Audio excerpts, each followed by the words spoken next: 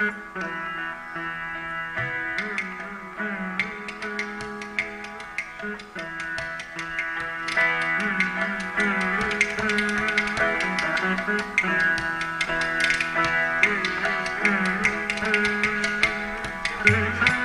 this is the Bhim Ratha, or the chariot. This is the largest of the 5 structures, with a roof that is shaped like a country wagon.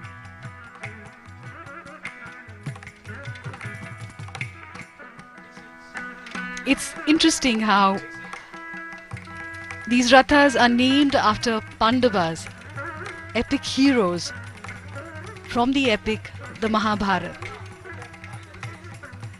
And the Mahabharata, which dates back to circa 5th century BC, mentions China. So we know that our ties with China go back thousands of years.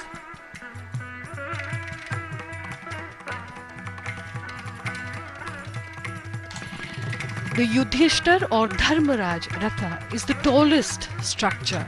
It depicts the maturing of temple architecture and is the most refined of the 5 structures. It became the basis of the temples to come later during the reign of the Cholas and others thereafter.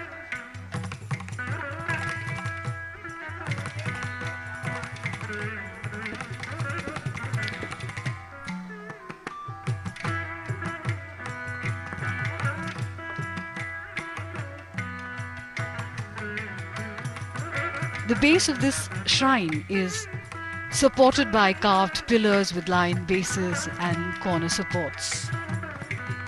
There are many lifelike sculptures on the corners of this shrine that depict various manifestations of Lord Shiva.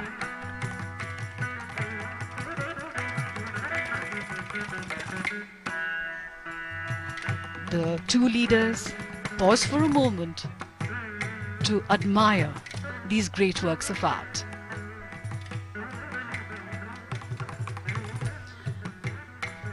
One of the greatest of Chinese poets is Li Bai, who lived in the 8th century.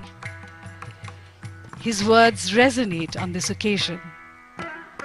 We sit together, the mountain and me, until only the mountain remains.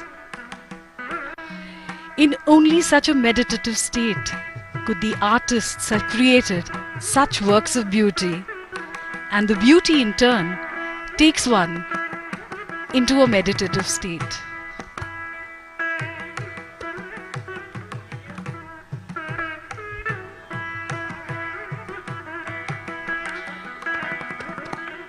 The relations between India and China go back at least 2000 years. The Tamil and Chinese interaction is at least 13 centuries old. So it is quite easy to imagine travelers coming here to admire these very sites, to wonder at these structures in the ancient times, just as we admire them today. Perhaps Hyun Tsang, who was here during the Pallava period, did walk here with his friends and admire the sheer beauty of these structures.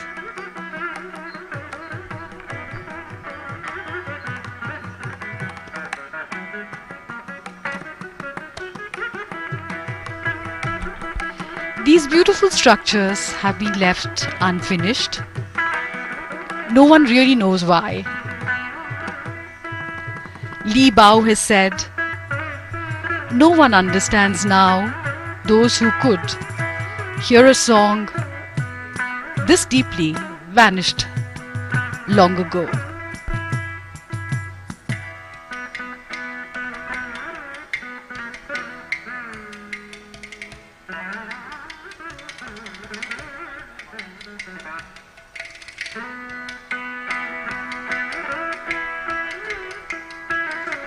The first records of contact between China and India were written during the 2nd century BC. Buddhism was transmitted from India to China in the 1st century AD. Trade relations via the Silk Road acted as economic contact between the two regions.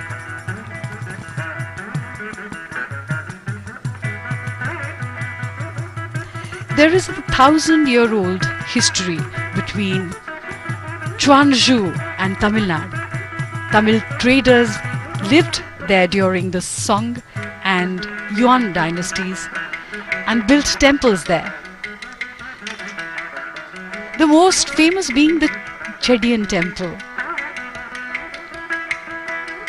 which has a beautiful deity which is called by a different name in China, but archaeologists believe that the style of that deity is exactly similar to the kind of work that was being done at the same time in India.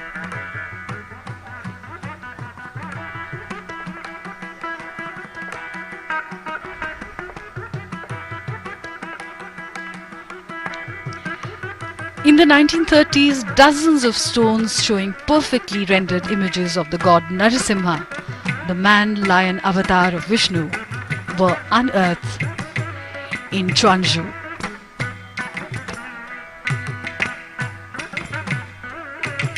Chanakya,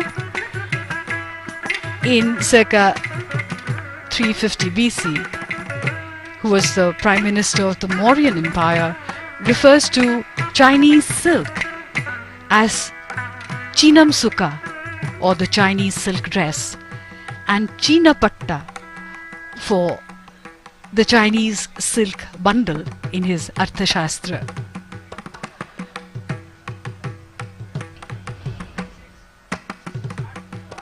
In the records of the grand historian Zhang Jian, in 113 BC, and Sima Qian in 145 BC make references to Shendu, which may have been referring to the Indus Valley, originally known as Sindhu in Sanskrit.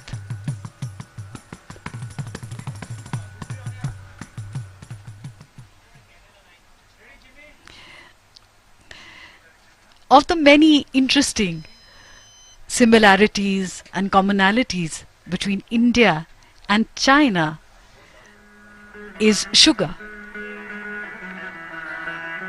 which was first developed in China, and when it came to India, we called it chini, meaning something which is referred to as Chinese. And even today, when we talk about sweetness in life or in relationships, we talk about chini.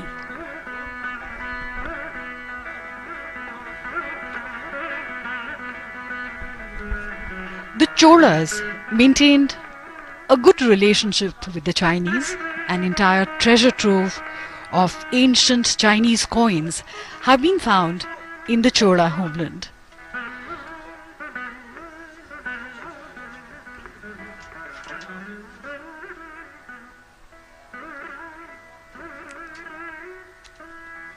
Many sources describe the great sage Bodhidharma, the founder of the Zen school of Buddhism in China, as a prince of the Pallava dynasty.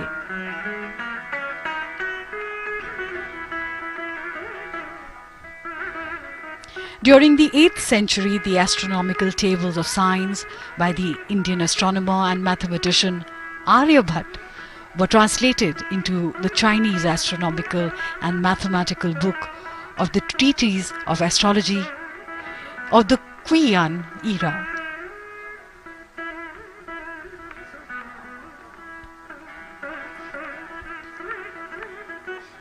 And of all the beautiful Chinese things that have become part of the Indian tradition are the Chinese fishing nets in Kerala. They were probably introduced in the 14th century and today are a major tourist attraction. People come from all across the world to look at them.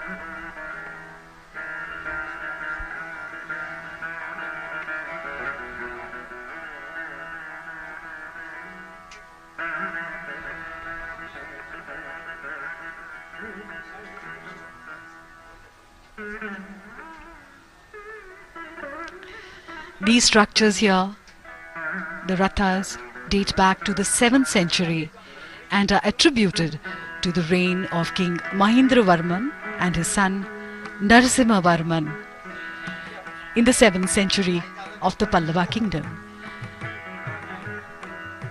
These temple structures were never consecrated, due to which some historians even speculate that this could be a training ground of sorts to create templates for future endeavor for creating larger templates. This is the second informal meeting between President Xi and the Prime Minister of India, Shri Narendra Modi.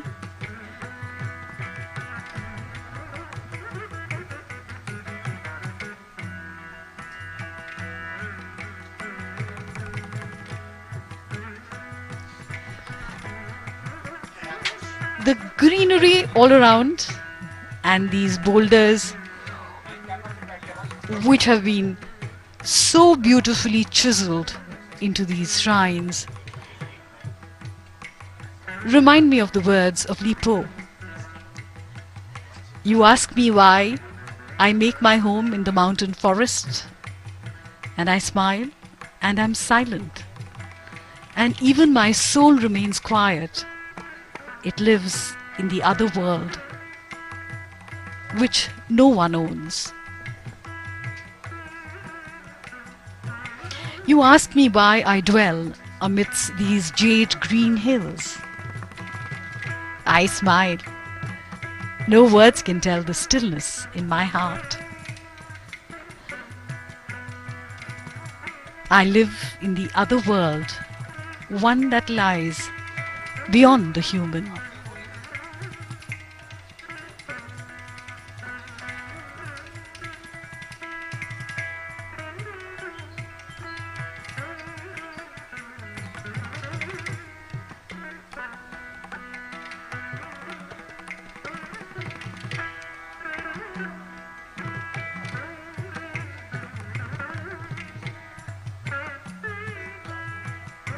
Art and culture, science and economics have always gone hand in hand between India and China.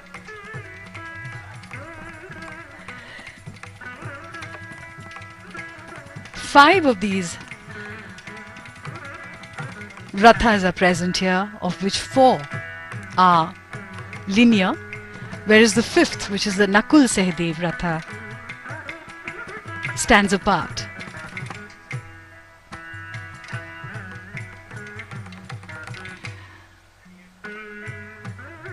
The elephant and the lion standing close together, almost lifelike.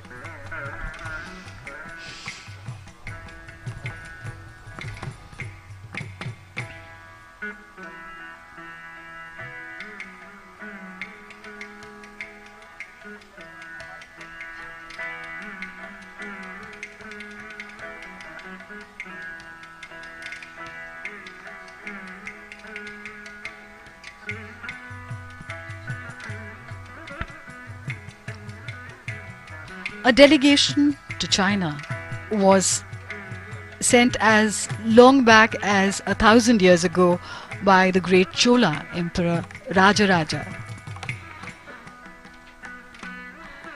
A Shiva temple in China and the use of Chinese umbrellas centuries ago shed light on ancient links between Tamil Nadu and the Dragon Land. In fact, one finds similarity in the lions that we see here in many of the temples of Tamil Nadu to the dragons of China.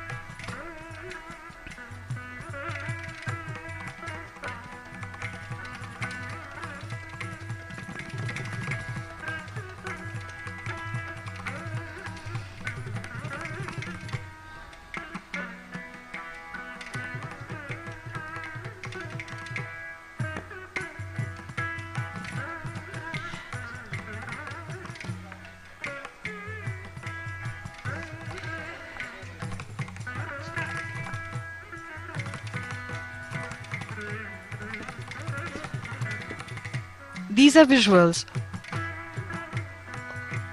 of the Dharmaraj Ratha.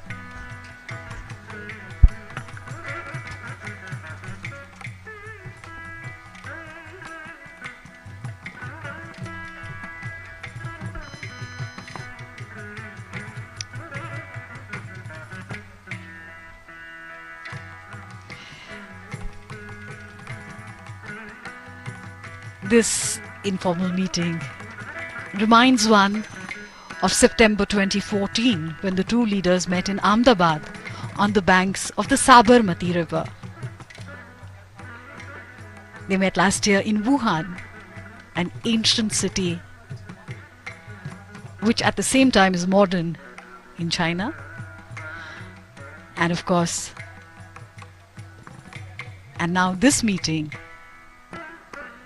in Mamallapuram.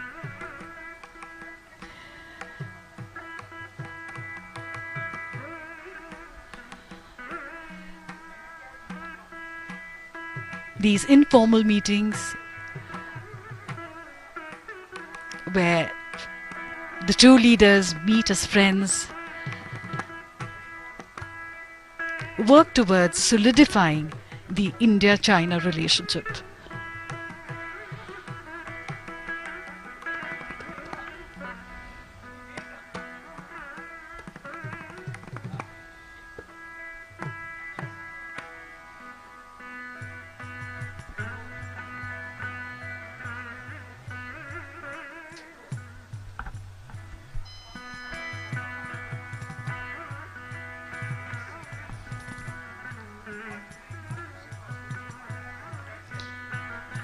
The Pancha Pandava Rathas are simply spectacular. They are monoliths, that is, they are made out of a single living rock like many of the other structures in this area. The Pallavas were pioneers in this kind of architecture.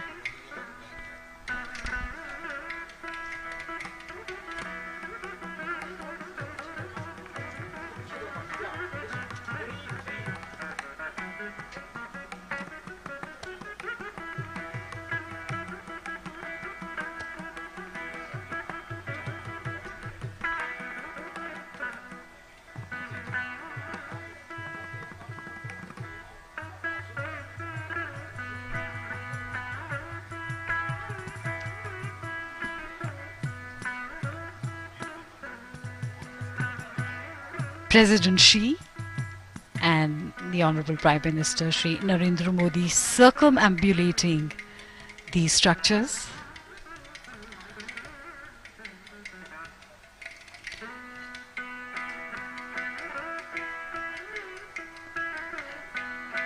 So we see the Dharmaraj Ratha,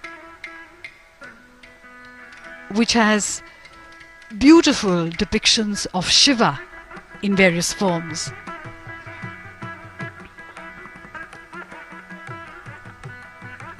The structures with their beautiful sculptures and personifications of Lord Shiva, almost lifelike, as they depict Shiva in various manifestations such as Gangadhar, Nataraj, and there in the corner is Ardhanarishwar, the combined form of Lord Shiva and Goddess Parvati. It is the ultimate divine manifestation of the masculine and the feminine in the same deity.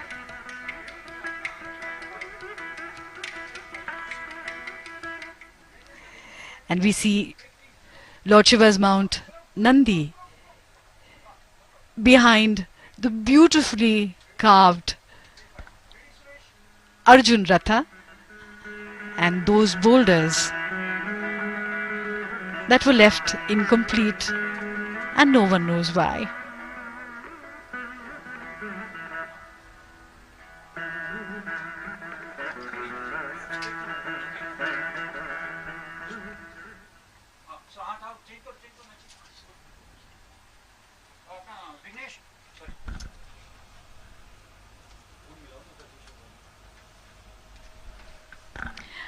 Perhaps in the unfinished lies great potentiality. Just like old songs and old music can create new melodies for the future.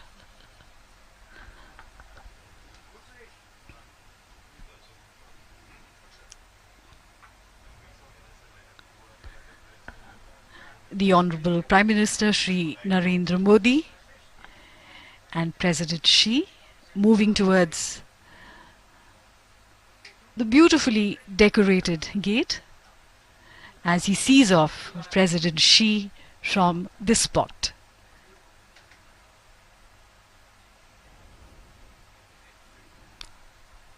A firm handshake for a firm friendship. As the carcade leaves this spot, they move towards the famous shore temple of Mahabalipuram, which is also known as Jalashayan, or one that reclines by the water. It is also believed that the shore temple was a landmark for the navigation of ships and a haven for seafarers.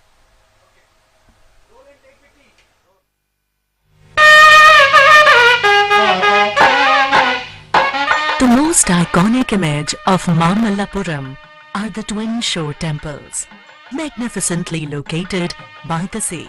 The taller east-facing temple, Kshatriya Simha Pallaveshwara Graham, has a 5-story Vimanam. The west-facing smaller Rajasimha Pallaveshwara Graham has a 3-story Vimanam. With a variety of fascinating sculptures, most faded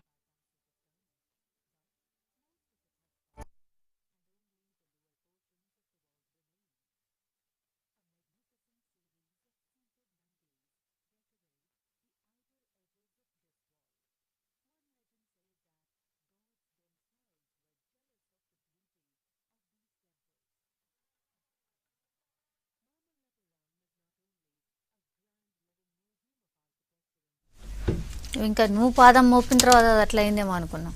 కాదా?